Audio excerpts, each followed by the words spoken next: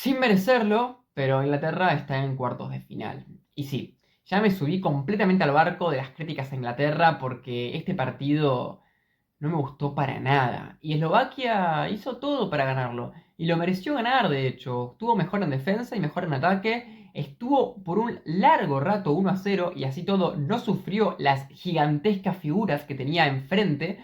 Y bueno, fueron cuestiones de segundos lo que terminaron condenando a una Eslovaquia que no pudo frenar una peinada tras un lateral centro de Gay y después no pudo evitar esa chilena increíble de Bellingham, como si todo ese talento acumulado de Inglaterra y tan reprimido explotara de un minuto a otro. Y bueno, una cosa tan increíble, espectacular, grandilocuente. Fue un golpe knockout. No había nada más que decir, era obvio que iba a ganar en el momento Inglaterra después de haber metido ese gol en ese momento. Y Eslovaquia no duró ni un minuto en la prórroga. Automáticamente arrancada y un centro de nuevo completamente random terminó condenando a una selección que había hecho todo bien. Y que te digo una cosa, ¿eh? No quiero exagerar, pero para mí posiblemente sea de las mejores de la Eurocopa. Pero bueno, ahora vamos a meternos bien de lleno en este partido que nos deja el candidato en cuartos de final. Que veremos qué hace de ahora en más, si mejora, si empeora, si sigue pasando así. Pero bueno, al final de cuentas es parte del juego y fue este caso el típico encuentro en el que no gana el que merece ganar. Pero no se queden del todo con eso. Vamos a ver que siempre hay matices y que pese a todo, Inglaterra algo lo intentó. Y en uno de esos intentos lo consiguió. Y encima con un ingreso de Ivan Toney que también puede tener sus pequeñeces, pero que para mí es importante para el empate. Así que, sin más preámbulos, analizamos entrópicamente Inglaterra 2 en la prórroga, Eslovaquia 1. Que estos pibitos se ganaron mi corazón, ¿eh? Nunca voy a dejar de recomendar a la media inglesa, canal de YouTube español, para poder aprender sobre el fútbol inglés. Y si digo esto es porque voy a hablar de algunas suposiciones que si bien creo que tienen ciertos fundamentos, quizás sería mejor que los puedan corroborar en algún lugar que pueda ser una fuente más fidedigna y más informada. Pero bueno, liberado de cualquier culpa, y habiéndoles dicho esto, mi sensación es que Inglaterra se mete en un juego en el que no sabe jugar. Es como si el alma del equipo fuera una cosa y el alma de lo que termina pasando fuera otra. Entonces es algo que muy bien hablaron varias veces la media inglesa, y no quiero análisis de este partido, porque evidentemente hubiese sido colmarme de un conocimiento y después imitarlo, y no quiero hacer eso. Pero sí lo he escuchado en los partidos contra Serbia, contra Dinamarca e incluso contra Eslovenia. La idea es pensar a una Inglaterra con un técnico que, si fuera por él, le gustaría dirigir una selección como Eslovaquia y poder jugar como Eslovaquia. Inteligentemente, una defensa bien armada, aguerrida y un contraataque letal. Ahora, capaz que estoy siendo demasiado simplista, pero el punto es que no le gustaría ser Guardiola, sino que le gustaría ser más pragmático, más conservador. Por esa razón, podremos especular que en los entrenamientos y en la ideología que el técnico impregna en sus jugadores no existe tanta motivación de un juego colectivo, rápido, vertiginoso, conectado y que profundice continuamente. Pero al mismo tiempo, como los jugadores piden tanto peso específico, a la larga los equipos rivales se terminan replegando a Inglaterra, no le juegan tanto de igual a igual, e Inglaterra también, por los jugadores que tiene y obviamente por la personalidad de sus jugadores, termina asumiendo el juego de tener la pelota. Y este partido lo asumieron, pero lo asumían mal. ¿Por qué? Porque lo asumían contra un rival que estaba capacitado para defenderse y capacitado para atacar a un equipo que no sabe atacar. Porque lo que pasa con Inglaterra es que vos ves que la agarra Bellingham y que se retrocede un poco para tener más la pelota. Y capaz que es un pase increíble en profundidad para habilitar a Xhaka. Pero después, si bien esas jugadas pueden ser interesantes y podemos tener, por ejemplo, algún movimiento de Foden o algún proceso para hacer tipo pivot de Kane, son jugadas que cualquiera se le puede ocurrir o que naturalmente surgen en un equipo, ¿no? No quiero decir que son improvisadas en sí mismas, porque puede ser que algunas tengan más planificación que otras, pero el punto es que no hay una sensación de que todo el tiempo surgen conexiones y chispazos de un equipo aceitado, sino que pinceladas de, upa, qué genialidad que acaba de hacer este jugador, lucra con eso y genera una ocasión de gol. No, sino que la mayoría del tiempo es como una posesión vaga, pasiva y que si bien intenta arriesgar, cuando arriesga lo hace mal. Eslovaquia estaba bien parado, un arquero que salía bien, dos centrales que jugaron un muy buen partido y que también jugaron un buen torneo, tanto Babro como el caso de Skriniar, dos laterales muy consistentes, principalmente Pekaric.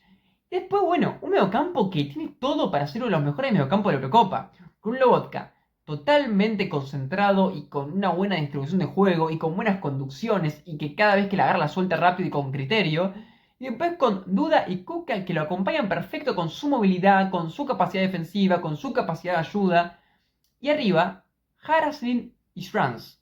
Y qué extremos. Y cuando recupera Eslovaquia la pelota, hacen paredes rapidísimo. Y un jugador hace una diagonal de un lado para el otro. Y otro hace una diagonal de un lado para el otro. Y tienen unos pases que favorecen tanto al tipo de velocidad que tienen sus jugadores y al tipo de movimientos que hacen sus jugadores. Tienen un juego tan impregnado en su piel que la diferencia es abismal. Y literalmente, esto es el típico cliché, pero es el fútbol no es de nombres, sino de hombres. O sea, cuando vos tenés realmente tu juego bien elaborado, superás a cualquier equipo, no importa lo que tenga enfrente. Y lo superó. Y los primeros minutos del partido, Eslovaquia había tenido algunas jugadas para meter 1-0. De contra, ¿no? Una jugada vertical, bien conectada, con estos pases que te digo de que un jugador como el 9 retrocede. El 9 retrocede y la pasa para el costado por un jugador que viene a toda velocidad y que la pincha rápidamente para ganar esa velocidad con ese control y que después es un pase larguísimo pero hacia la otra banda para un jugador que llega de frente en diagonal. Jugadas como si estuvieran todo el tiempo todos conectados con todos y que realmente jugaran de memoria.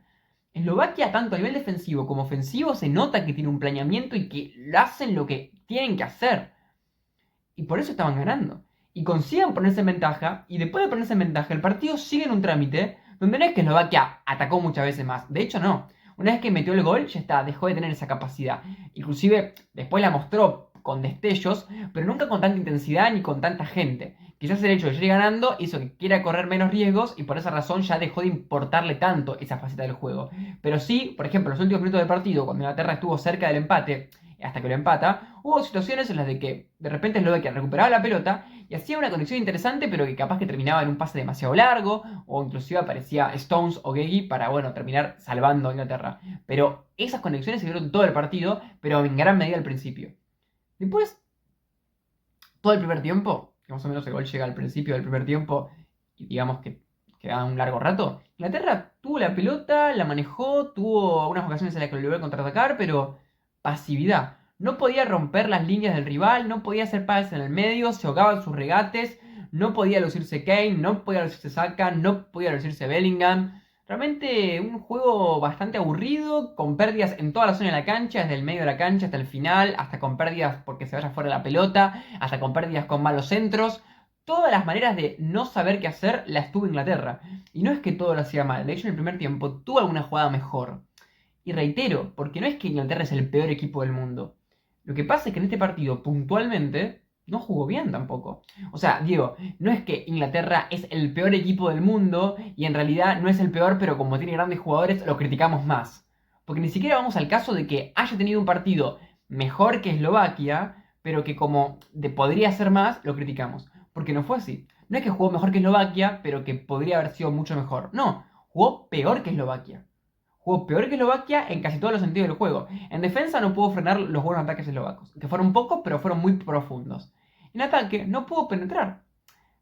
Considero que el único tramo en que Inglaterra tuvo conexiones interesantes fue antes, y fíjense, del 1-0, que había tenido algunos momentos interesantes más que nada entre Bellingham y Saka, a unas paredcitas, a una picada en velocidad un poco interesante, algún pase largo, se notaba un poco más de fluidez. A mí me gustó Mainu también en el mediocampo, también se podía conectar entre los tres con alguna triangulación. Se ve un equipo un poco mejor. Yo diría que inclusive Inglaterra en ciertos tramos tuvo el mejor juego que tuvo en toda la Eurocopa. Que bueno, tampoco hace falta mucho, pero considero que sí fue así. Pero fueron tramos muy pequeños. Y que es lo que termina haciendo que yo piense que no es que realmente Inglaterra ha tenido su mejor juego, sino que tuvo sus mejores destellos. Porque hasta qué punto tu juego es lo que hiciste por 5 minutos durante un partido. O lo que hiciste 5 veces en un partido, pero en tramos aislados, cuando en el medio de esos 5 tramos aislados no hiciste nada. ¿Qué eso es Inglaterra? ¿O son sus jugadores luciéndose en su talento o en combinaciones puntuales que tienen en momentos específicos? Los últimos 10 minutos hay un tiro al palo de Rice desde afuera, donde ya se notaba demasiado que Eslovaquia estaba muy replegado y tenía más espacio Inglaterra para tocar la pelota. Y así todo Inglaterra, en esos últimos minutos, no es que tuvo mucho. Tuvo ese tiro al palo, tuvo una jugada más, pero la sensación que daba era que si bien Eslovaquia estaba cometiendo el clásico error, y digo error porque depende del partido, ¿no? En este caso para mí no fue un error, al mismo tiempo lo fue, porque por un lado el replegarse demasiado hacía que Inglaterra tenga más chance de pegarle de afuera, llevaba más pelotas al área y demás, cosa que evidentemente no es buena para tu equipo, pero al mismo tiempo tampoco es que con ese recurso de replegarse mucho Inglaterra estaba jugando mucho mejor o estaba teniendo chances claras bastante claras. Posiblemente uno puede pensar con lo que pasó que justamente por replegarse terminan teniendo ese tipo de pelotas muy al área y una de esas pelotas es la que termina en gol. Y podría decir, ah, porque te replegaste. Pero a su vez puede haber pasado que no se replegaban, que intentaban mantenerse más separados y que le hacían un pase entre líneas y le metían un gol de esa manera. O sea que en realidad siempre va a ser el arte de la especulación, ver cuál decisión es buena o mala. Pero para mí sí estaban demasiado atrás. Creo que en ese sentido favorecieron un poco al hecho de que pueda subir Stones, que pueda subir Geji. Y finalmente la última jugada, que es la del gol de, obviamente, Bellingham de chilena, siento que es muy importante el ingreso de Ivan Toney porque como es un jugador de área, evidentemente el tenerlo hace que toda la defensa tenga que pensar ahora en cómo marcamos. Porque llega un nuevo jugador que hay que, bueno, sí o sí tenerlo en cuenta con uno de nuestros mejores marcadores porque es de los mejores para cabecear. Lo curioso es que, bueno, en la jugada del cabezazo de Gay, da la impresión de que Gay, como primero queda con Lobotka, está muy libre y llega un defensor corriendo a toda velocidad de Eslovaquia para evitar que peine. Pero llega tarde. Y una vez que peina a Egi, tenía quedando solo Bellingham, que, si no me equivoco, era justamente Bellingham el que queda solo por culpa del jugador que se movió. O sea, si no fuera porque el defensor se mueve de su lugar, para mí Bellingham no hubiese tenido tanto espacio para tirar la chilena. Pero como un jugador que se dio cuenta de que había un desorden en las marcas y fue a intentar anticiparse, terminó llegando tarde y eso fue lo que terminó provocando el espacio extra y la chilena de Bellingham. Después del segundo gol, nuevamente es un centro de Antoni, en este caso la vuelve a cabecear Eji y en este caso el que define el segundo palo es Harry Kane. Pues son jugadas parecidas desde el punto de vista de que primero hay una cabeza y después hay otra o hay una definición que viene posteriormente a la segunda pelota de una jugada. Porque inclusive esa jugada era el segundo centro que tiraban de esa misma manera a Inglaterra. Y bueno, se le dio. Pero lo que pasa, que tiene que ver con la crítica que yo hago, es más con que no es que pudieron ser consistentes en derribar la defensa rival, sino que, bueno, fueron aleatorios. Y en esa aleatoriedad lograron un gol como lo pudieron no haber logrado, porque no estaban jugando bien, porque no podían conectarse, porque su rival, con Lobotka, con los laterales y también los carrileros o los extremos ayudando, con Kuka ayudando también, con Duda ayudando también, con los centrales muy concentrados, despejando todo el tiempo. Realmente la inteligencia eslovaquia radicaba en no correr riesgos, en ser criteriosos, en jugar el partido con la seriedad correspondiente. De repente hay una jugada interesantísima en la que recuperan una pelota y que no intentan salir, sino que al toque la pasa para el arquero la revienta. Y uno puede decir, bueno, pará, eso es una buena decisión.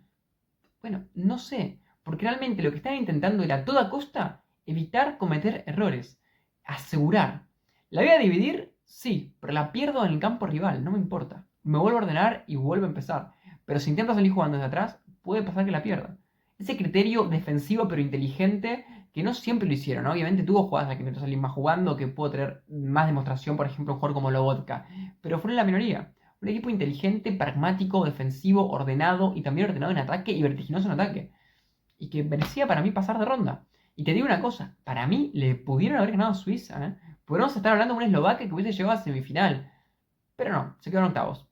Por cosas del destino, qué sé yo. La verdad que explicar este partido a través de la táctica o de un análisis es difícil, pero una explicación factible sería, se repegaron demasiado, le tiraban pelotas al área y ese tipo de juego, demasiado de pelota dividida, cuando tenés rivales que tienen buenos jugadores para el juego aéreo, las pelotas divididas, puede ser un juego que dependa demasiado de la aleatoriedad de cada jugada. Porque si metés mucha gente en el área, puede ser que no haya un espacio para patear, o puede ser que termine habiendo una carambola o una pelota que le queda a uno y termina metiendo gol. Y así es el fútbol. Arriesgar a un escenario más caótico puede ser tanto a favor como en contra. Y si bien por muchos tramos del partido le jugó a favor, porque de hecho lo hizo en los últimos minutos, porque Inglaterra en todo el tiempo de la prórroga no había hecho nada prácticamente. No había podido pasar, había tirado pelotazos pero no había podido hacer nada. Inclusive había tenido una contra en Eslovaquia. Y en la última le salió. Pero todo ese caos que generaba con poner mucha gente le servía. Ahora, en la última no le sirvió. Y la explicación viene por la genialidad de Bellingham también, ¿no? El talento individual que tiene una selección que vos no tenías. No hay nada más que decir. Después, obviamente, como ya dijimos, el golpe anímico fue tremendo. Eslovaquia en todo el tiempo extra, que tuvo como media hora, porque prácticamente el gol llega en el minuto 1, no hizo nada. Manejó la pelota de un lado para el otro, le pasó lo mismo que Inglaterra. Pero bueno, tiene sentido, ¿no? Era terrible lo que le había pasado. Estaba a punto de llegar a cuarto, de repente iba a prórroga y de repente iba perdiendo. ¡Oh, qué re cuesta arriba ya!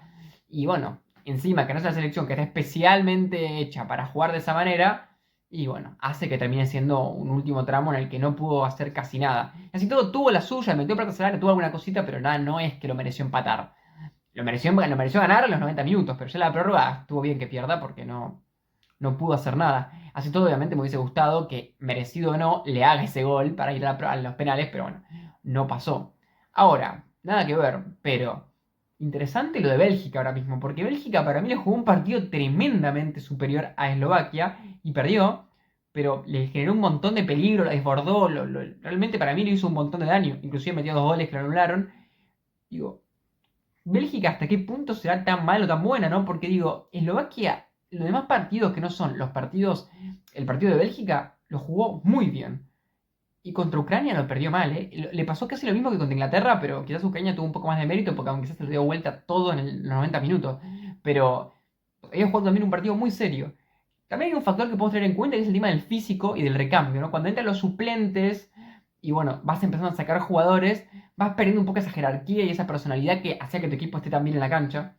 La falta de recambio puede ser un aspecto, la falta de físico, de aliento por un equipo que fue tan intenso y tan concentrado es otro aspecto. Vos podés estar mentalmente súper preparado, pero si tu cuerpo no te responde, no vas a poder. Bueno, buscándole respuestas, ¿no? A un partido que realmente, para mí, Eslovaquia lo hizo perfecto. Inclusive en el segundo tiempo, que tuvo un montón de tiempo para empatar a Inglaterra, las jugadas de manera consecutiva empiezan a llegar a partir del final, ¿no? Con la desesperación de la eliminación. No es que llegan desde el principio, porque Inglaterra no tuvo muchas ocasiones. Así todo dominó la pelota, así todo tuvo lo suyo, tuvo sus destellos, tuvo sus combinaciones, pero eran no lo suficientemente peligrosas como para considerarlo merecedor de un empate en ningún momento. Pero bueno, tampoco creo que el empate a los 90 sea excesivamente descabellado. Y viene lo que les digo. Y no estoy empatizando para nada con los ingleses, ¿eh? Te digo que le tengo un poco de cariño por la media inglesa, por Harry Kane, que creo que gana algún título alguna vez en su vida. No es que los odio, no tengo esa cosa argentina, odio el inglés, pero lo que sí te digo es que en este partido puede haber sido un empate. No es tan descabellado. De hecho, Eslovaquia tampoco generó tantas ocasiones de gol. Y de hecho, Inglaterra al menos empujó, fue, lo intentó. O sea, si no fuese un partido de Inglaterra y fuese un partido de una selección, no sé, como Eslovaquia contra no sé, Rumania, y fuera Rumania la que hubiese tenido las ocasiones que tuvo Inglaterra, quizás diríamos, bueno, pudo haberlo empatado. Pero bueno, en este caso, al tener el peso de una selección que puede haber hecho mucho más, siempre va a ser mucho más difícil. Pero la imagen con la que quiero que se queden es un equipo que lo intentó y que en esos intentos pudo generar algo de peligro y que hasta pudo tener combinaciones colectivas interesantes con Mainu, con Bellingham, con Saka, pero que eso no es que lo terminó haciendo de manera constante, sino que justamente demasiado esporádica, haciendo de que nunca se genere una verdadera sensación de superioridad. Y que al contrario, el equipo rival, si bien podía sufrir de manera puntual en alguna jugada, lograba resolver esas virtudes que tenía el rival y a su vez pudo atacar en su momento para sacar una ventaja y de manera consistente, con buenas jugadas y que se nota que estuvieron bien pensadas y que las pudo repetir. Esa es la sensación que me genera. Preparación contra no preparación, talento individual contra buena resolución, hasta un punto en el que llega talento individual con mala resolución y empate, punto, termina el partido. Cosas que pueden pasar. Si llegaste hasta acá, te agradezco muchísimo por darle valor a mi contenido con tu escucha. Y si te suscribes a mi canal sería realmente algo que me haría muy, pero muy feliz. Cada suscriptor es un pasito más cerca de mi sueño, que sería poder vivir de esto. YouTube nos pone el objetivo de los 500 suscriptores y de los 1000 para las membresías y para el partner. Así que si quieres ayudarme, te agradezco muchísimo y bueno, ya tenés la posibilidad de hacerlo. Y un like o un comentario también ves más que bienvenido porque me ayuda muchísimo para que tenga más visibilidad el video. Más que nada es un comentario opinando sobre cualquier cosa con respecto a este bello partido de fútbol que me encantó. Más allá de que el final para mí fue triste porque no quería que termine ganando Inglaterra con lo que hizo. Pero bueno, cosas que pueden pasar. Así que ahora sí, sin más preámbulos, nos vemos en el próximo video.